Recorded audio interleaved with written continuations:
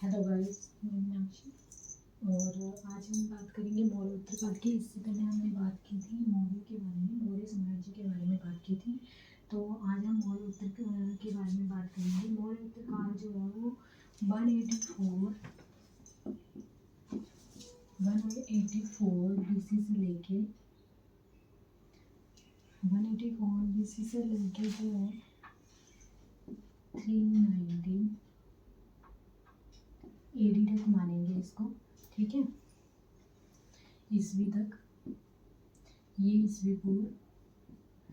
अब देखिए इसमें क्या है ना, इसमें जो है पहले जो मैंने आपको बताया था बीसी एडी के बारे में, तो ये जो है ना ये ऐसा काल है जिसमें कि अब आगे जाके ईस्वी पूर्व से लेके ईस्वी में परिवर्तित हो जाएगा। ये मैंने आपको एक चार्ट के थ्रू बताया था, समझाया था मैंने ऐसे करके कि यहाँ 0 और यहाँ ईसा मसीह से पहले वाले जितने भी हैं उनको जो है बीसी कहा जाएगा। बीसी, ये बीसी ए कहा जाएगा, यानी ईस्वी पूर्व। जो ईसा से मसीह से पहले की जितनी भी दुर्घटना हुई हैं, जितनी भी घटनाएं हुई हैं, उनमें बीसी का यूज़ करेंगे, ईस्वी पूर्व। और जो ईसा मसीह के बाद वाली जितनी भी घटनाएं हैं उनको हम एडी से गिनेंगे, ठीक है। तो ये अब हम जो है ये जो टाइम है, इस टाइम में जो है ये एडी में चला जाता है, यानी कि इस टाइम में 0 भी आया है, कहीं ना कहीं 0 भी इन्वॉल्व है इस काल में। तो ये मैंने आपको थोड़ा बहुत बताया था इसके बारे में, इसके बारे में। और इसमें ना 2 भागों में बांटा गया था इस काल को, तो इसमें मैं एक एक्सप्लेन करूँगी आज।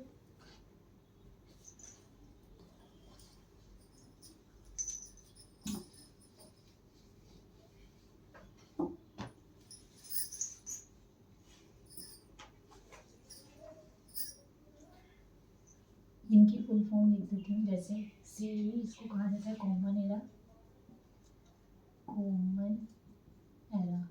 ठीक है। इसके बाद जो है BCE, इसे कहा जाता है बिफोर कॉमन एरा, ठीक है। इसके बाद आ जाता है BC, इसे कहा जाता है बिफोर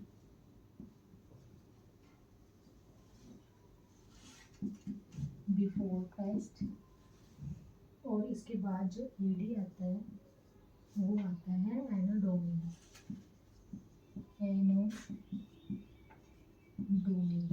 तो कई बार जो है ना फुल फॉर्म ही पूछ ली जाती है, तो ये भी आपको याद रखनी है ये सारी, ठीक है। बाकी मैंने आपको बता ही दिया कि ईसा मसीह से जो पहले वाली की दुर्घटनाएं हैं, जितनी भी घटनाएं घटित हैं, वो सारी जो है ईस्वी पूर्व में गिनी जाएंगी और उसके बाद ईस्वी में गिनी जाएंगी, ठीक है। तो ये था हमारा मौर्योत्तर काल का, कि इस काल में जो है ये परिवर्तन आता है कि ईस्वी पूर्व से जो है ईस्वी में चला जाता है, ये सारी चीज़ें, ठीक है।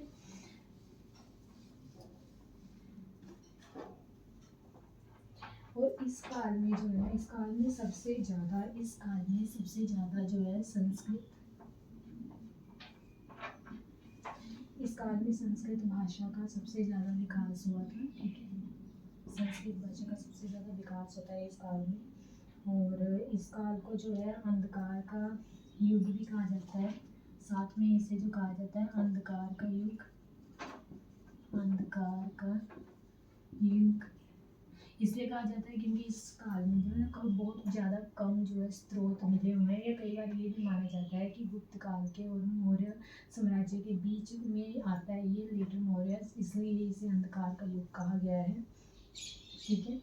तो ये याद रखना है कि अगर आपसे पूछे कि अंधकार का युग कौन सा है, तो वो मौर्य उत्तर काल है, ठीक है। इसके बाद जो है इस काल में जो है ना सबसे पहले जो है ना लिखित सिक्के मिले थे, तो ये भी याद रखना है आपने। तीसरी चीज़ कि लेखयुक्त सिक्के जो है सबसे पहले जो है मौर्य उत्तर काल में ही मिले थे।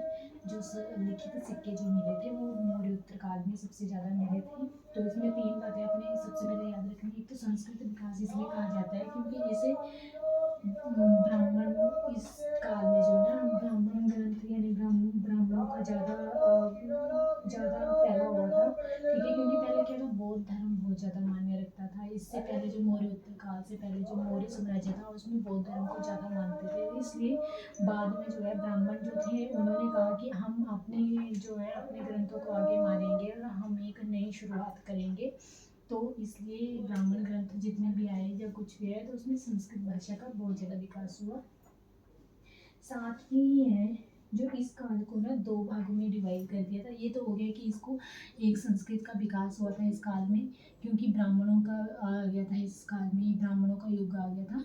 फिर उसके बाद अंधकार का युग कहा जाता है, और लेख युक्त जितने भी सिक्के हैं वो हमें मौर्योत्तर काल में मिले थे। तो ये होगी मौर्योत्तर काल के बारे में कि उसे क्या कहा जाता है और क्या क्या चीज़ें उसमें हुई थी। इसके बाद हम बात करते हैं अब जो मौर्योत्तर काल है, इसको ना दो भागों में डिवाइड किया जाता है। एक तो होती है देशी रियासत, एक तो देशी जो रियासतें होती हैं, जो मतलब कि हमारे अपने देश में जितनी रियासतें बनी थी वो, एक थी विदेशी रियासतें, यानी वो रियासतें कि इस युग में जो है, इस काल में जो है बहुत सारे विदेशी आक्रमण हुए थे, इस करके इसमें विदेशी रियासतें अलग और देशी रियासतें अलग। आपको ये रियासतें जितनी भी हैं ये आपको याद रखनी है। तो देशी रियासतों में सबसे पहले जो आता है वो आता है शुंग वंश।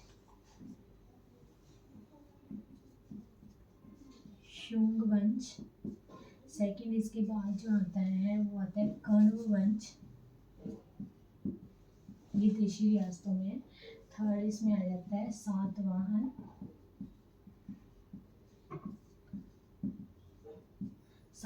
वंश। और जो हमारी विदेशी रियासतें मानी जाती हैं उनमें आता है यवन यानी इंडो ग्रीक, ठीक है। दूसरा इसके बाद जो आती है वो आते हैं शक जाति के लोग। इसके बाद जो आते हैं वो आते हैं पल्लव, फिर आते हैं कुषाण। तो इस वीडियो में आज हम बात करेंगे देशी रियासतों के बारे में। जो मैं सेकेंड वीडियो बनाऊंगी उसमें हम विदेशी रियासतों के बारे में बात करेंगे, ठीक है। तो आज हम बात करेंगे ये देशी रियासतें, इनमें क्या क्या था और क्या क्या नहीं था। ये आपको बहुत अच्छी तरीके से याद रख लेनी है क्योंकि ये दोनों बहुत ज़्यादा इम्पोर्टेंट है। तो ये देशी रियासतें होंगी। अब हम बात करते हैं देशी रियासतों की। विदेशी रियासतें की हम बात अपनी नेक्स्ट वीडियो में करेंगे। तो हमारी देशी रियासतों में सबसे पहले जो आता है वो शुंग वंश आता है। अब शुंग वंश आया कहाँ से, ठीक है। शुंग वंश कहाँ से आया कि हमारा जो मौर्य साम्राज्य जो था, जो अशोक थे, ठीक है, जो अशोक थे जिन्होंने बौद्ध धर्म का प्रचार किया था, ठीक है, बौद्ध धर्म को अपनाया था। तो हमारे मौर्य साम्राज्य का जो अंतिम जो मौर्य साम्राज्य जो था, मौर्य साम्राज्य का अंतिम शासक जो था, जो मौर्य साम्राज्य का हमारा जो अंतिम शासक था वो था बृहद्रथ,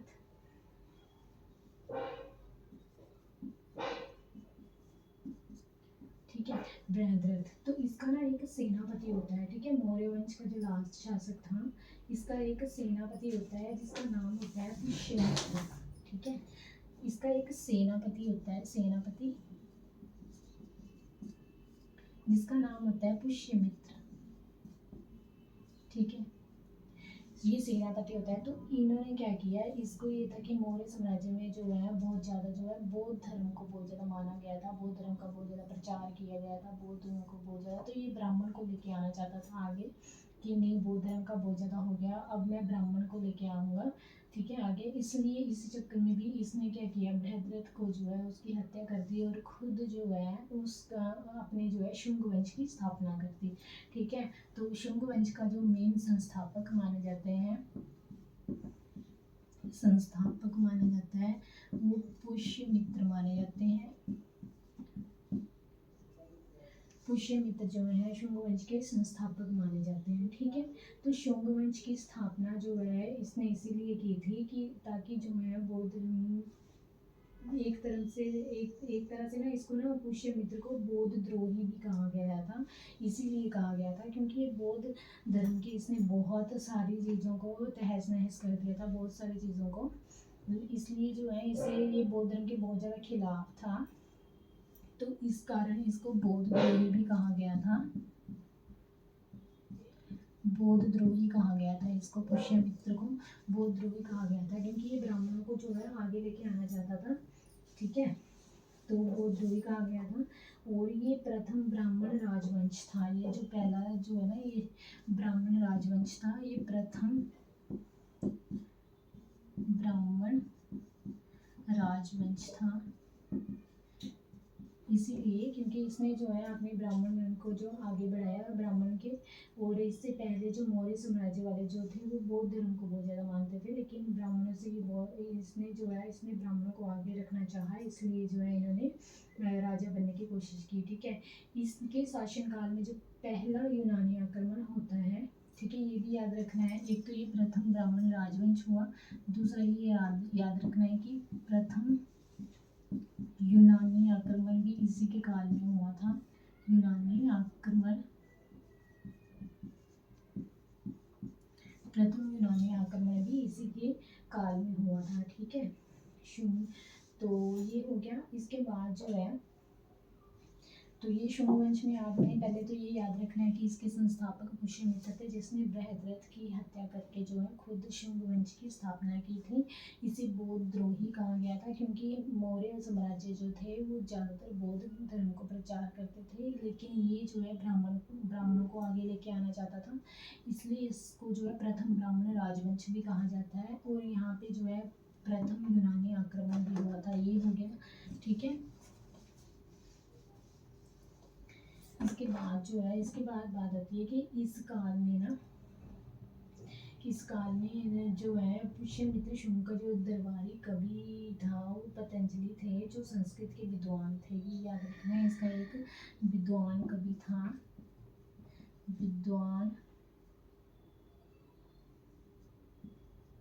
विद्वान कवि थे इसके पतंजलि।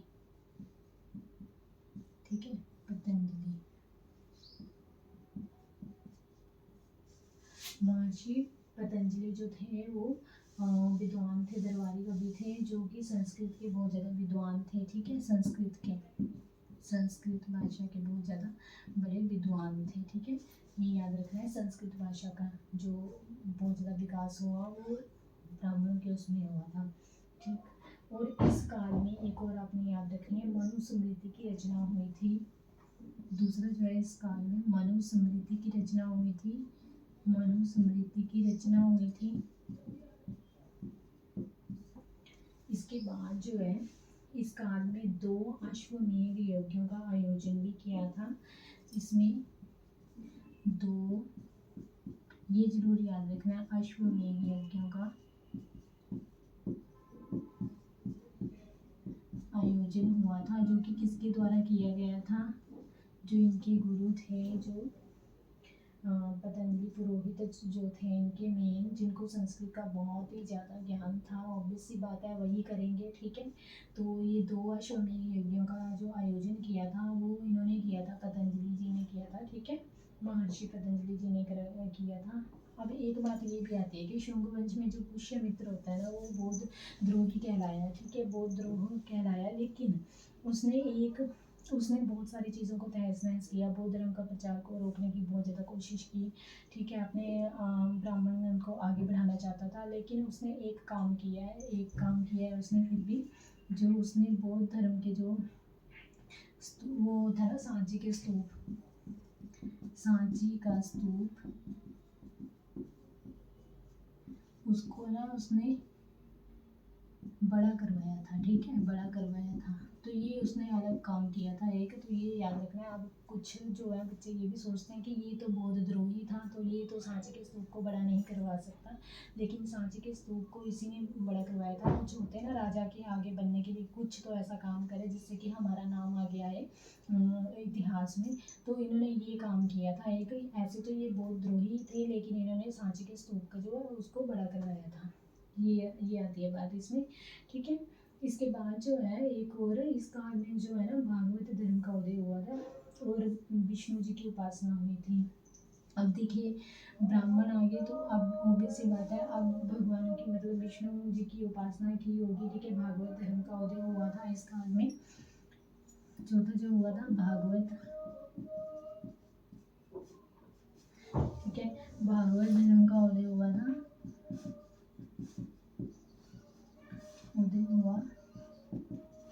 भागवत धर्म का उदय हुआ और विष्णु जी की उपासना, विष्णु जी की उपासना, ठीक है, इसी काल में हुई थी। तो ये याद रखना है इसके बारे में। शुंग वंश का जो संस्थापक था वो पुष्यमित्र था। उसने बृहद्रथ की हत्या करके जो है अपने वो एक राजा बन गया था, ठीक है। इसके बाद जो है उसने जो है ब्राह्मण राजवंश कहलाया उसका, क्योंकि उसने ब्राह्मणों को आगे रखा। उसके प्रसिद्ध कवि जो है वो संस्कृत के बहुत बड़े विद्वान थे। ये याद रखना इतना मुश्किल नहीं है, पतंजलि, ठीक है। और मनुस्मृति की रचना हुई इस काल में शुंग वंश में। फिर इसमें क्या है, अब देखो जैसे ही ब्राह्मण आगे तो ऑब्वियस सी बात है, ब्राह्मण आगे तो यज्ञ वगैरह भी होंगे ना, यज्ञ तो होंगे। जब ब्राह्मणों का आएगा वंश तो फिर यज्ञ भी होंगे ना, तो इसलिए उन्होंने 2 अश्वमेध यज्ञों का भी आयोजन किया, जो कि पतंजलि जी ने किया।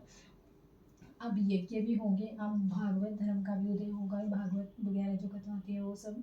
फिर विष्णु जी की उपासना शुरू हो गई, ठीक है। तो ये कनेक्टेड है सभी एक दूसरे के साथ। बस यही अलग है, थोड़ा सांची का स्तूप का बड़ा करवाया था, क्योंकि इसे बौद्धद्रोही कहा गया था, तो बौद्धद्रोही भी था, लेकिन इसने सांची के स्तूप को बड़ा भी करवाया था, ठीक है। तो ये हो गया, ये सारे पॉइंट एक दूसरे से रिलेट करते हुए हैं। देखो ब्राह्मण आ गए, उसके बाद अश्वमेध यज्ञों का आयोजन हुआ, भागवत धर्म का उदय हो गया, विष्णु जी की उपासना शुरू हो गई, ठीक है। ये सब चीज़ें एक दूसरे से रिलेट करती हैं, इसलिए ये आपको भूलेंगी नहीं। एंड लास्ट में जो है इसके जो अंतिम शासक थे देवहूति। अब देखो शासक ज़्यादातर राजा कैसे बनते हैं, एक दूसरे की हत्या करके फिर उसके बाद जो है नया राजा बन जाता है, नए वंश का जो है उदय हो जाता है। तो इसमें भी जो लास्ट अंतिम शासक था देवहूति जो अंतिम शासक था शुंग वंश का अंतिम शासक जो था, उसकी हत्या करके उसके जो सचिव थे उसने वासुदेव ने जो है कर्ण वंश राजवंश की नींव रखी। जो उसके सचिव थे वासुदेव, उसने जो है कर्ण वंश की स्थापना कर दी, मतलब अपने वंश की स्थापना कर दी। किसने? वासुदेव ने, ठीक है। ये याद रखिएगा कि शुंग वंश का जैसे अंत हुआ उसके बाद जो है वासुदेव जी ने जो है कर्ण वंश की स्थापना की। तो कर्ण वंश का ज़्यादा विस्तार है नहीं, ये बहुत ज़्यादा छोटा है कर्ण वंश के बारे में, तो ये आपने इसका यही याद रखना है। कर्ण वंश का हम बात करते हैं।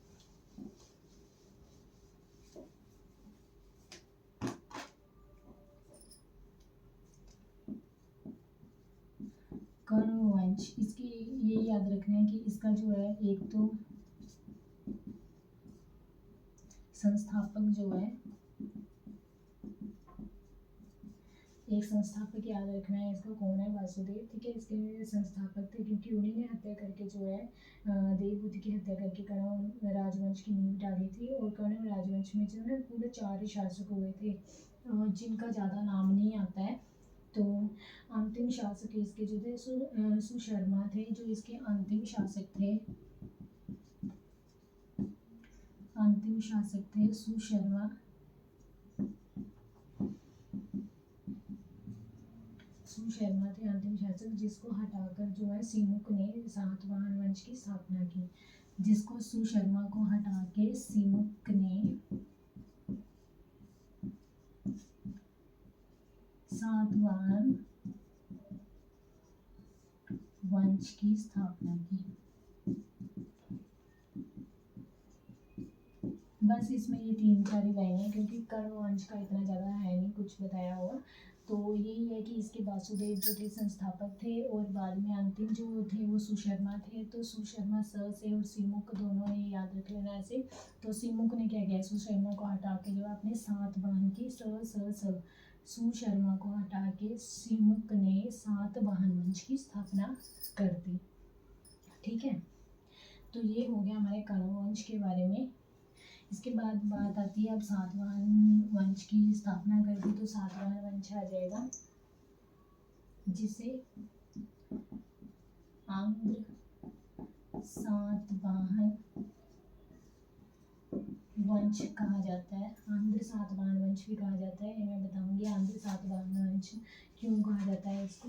ठीक है, तो सातवाहन वंश, इस वंश का जो संस्थापक कौन होगा, जिसने हत्या की है, उसकी हत्या मतलब उसको हटाया है, वही होगा। तो कौन होगा, सीमुख होगा। सीमुख ने हटा के सातवाहन वंश की जो है स्थापना की थी। ठीक है, तो इसने सीमुख ने एक्चुअली हत्या की थी। ये अमात्य था उसका, ये अमात्य था सुशर्मा का। ठीक है, तो इसकी हत्या करके जो कर्ण वंश का अंत कर दिया था और सातवाहन की स्थापना की थी। ठीक है, तो सीमुख जी ने अब उसको मार दिया, तो उसने सातवाहन वंश की स्थापना कर दी, तो ये बन गए संस्थापक। ठीक है, इस वंश के पहले जो है संस्थापक बन गए। लेकिन जो सर्वाधिक सबसे ज़्यादा जो महान शासक माना जाता है सातवाहन वंश का, वो माना जाता है शातकर्णी।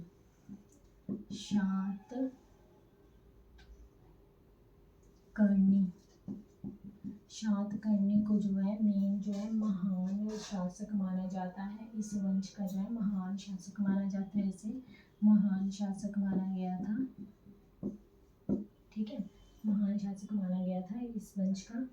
तो इस वंश का सीमुख ने जो है संस्थापना की थी, और इसका मूल क्षेत्र जो था ना, जो सबसे ज़्यादा मूल क्षेत्र था इसका, इस वंश का जो मूल क्षेत्र था वो महाराष्ट्र था। ठीक है, महाराष्ट्र था पहले, लेकिन बाद में जो है ये आंध्र प्रदेश में आ जाते हैं। बाद में ये आंध्र प्रदेश में आ जाते हैं।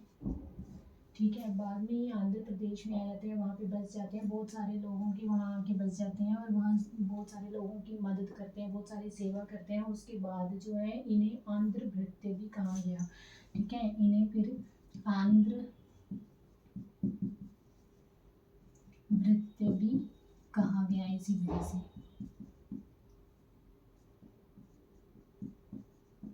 ठीक है, आंध्र सातवाहन वंश, इसलिए आंध्र इनके आगे इनके जो है पहले स्टार्टिंग में लगाया जाता है। ठीक है, इन्होंने क्या किया था, महाराष्ट्र में थे पहले बसे हुए, बाद में आंध्र प्रदेश में बस गए थे, और बाद में जो है इन्होंने वहाँ पे बहुत सारे लोगों की सेवा की, इस वजह से इन्हें जो है आंध्र भृत्य भी कहा गया था। ठीक है, और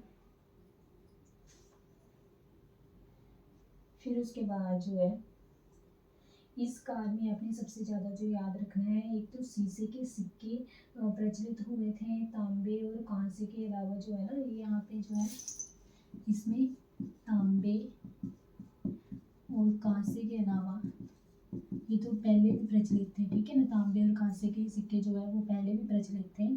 ठीक है, ताम्र पाषाण काल जब आता है, ठीक है, तांबे और कांसे के सिक्कों के अलावा यहाँ शीशे के सिक्के प्रचलित हुए। ठीक है, शीशे के सिक्के जो है सातवाहन वंश में प्रचलित हुए। ठीक है, तो सातवाहन शासक खुद को जो है ना, ये सारे जो है सातवाहन शासक होंगे या फिर शुंग वंश के होंगे, कर्ण वंश के होंगे, ये सारे जो है अपने आप को क्या कहते थे, ब्राह्मण।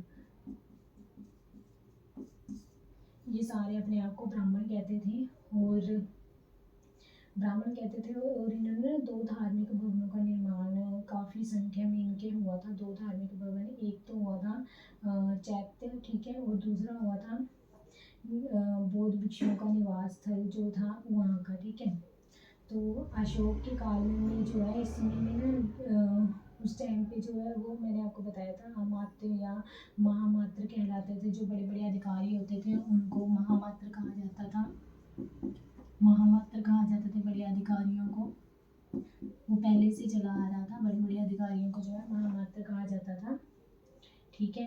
और इन शासकों ने ब्राह्मणों और बौद्ध भिक्षुओं को कर रहित करके गांव में दान देने की प्रथा की शुरुआत की थी। इन्होंने क्या किया, ये पहले बौद्ध धर्म पे बहुत ज़्यादा अत्याचार हो रहे थे, लेकिन बाद में इन्होंने ब्राह्मणों और बौद्ध भिक्षुओं को जो है कर रहित कर दिया, और साथ में जो है गांव में जो अन्य प्रकार के दान वगैरह देने की जो है प्रथा की शुरुआत की, ठीक है।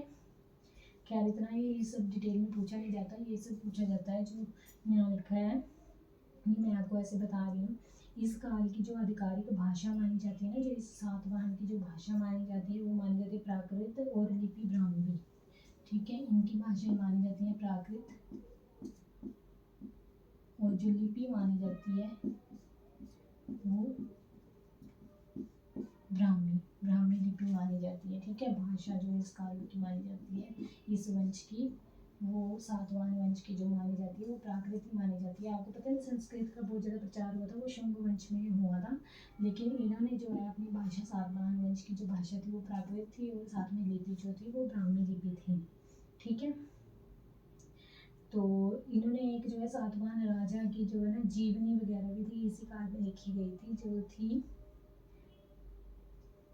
प्रसिद्ध पुस्तक थी एक, इनकी जो एक प्रसिद्ध पुस्तक थी जिसमें सातवाहन वंश के जितने भी राजा हुए थे उन सब की जीवनी लिखी गई थी। वो पुस्तक थी गाथा सप्तशयी, पुस्तक थी